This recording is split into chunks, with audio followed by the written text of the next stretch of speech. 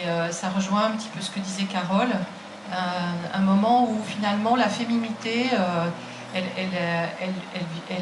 nous appelle à l'intérieur à travers des éclosions, à travers des sortes d'accomplissements charnels, comment je vais dire, sensibles, créatifs aussi. Quelque chose se cherche à l'intérieur de nous-mêmes.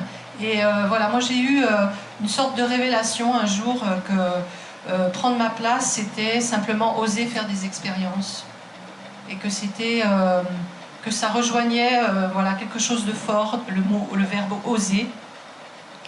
Et que c'était pas forcément un verbe qui demandait du tranchant ou de l'épée, mais ça pouvait être oser être une femme sensible, être dans mon humanité, être vulnérable.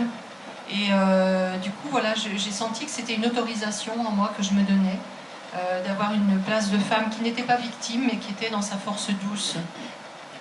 Et ça, pour moi, c'est quelque chose vraiment d'important, qui, je trouve, va bien aussi avec les questionnements des femmes aujourd'hui. Je vais évoquer une lecture que j'ai faite, qui s'appelait « Dieu était une femme ».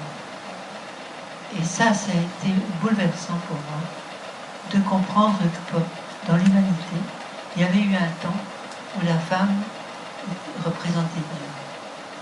Ça, tout à coup, c'est comme si j'avais compris que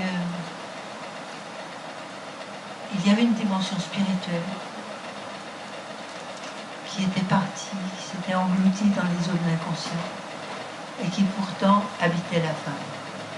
Et qu'il faudrait que nous allions chercher la manière dont nous allions permettre que cette dimension vive à nouveau.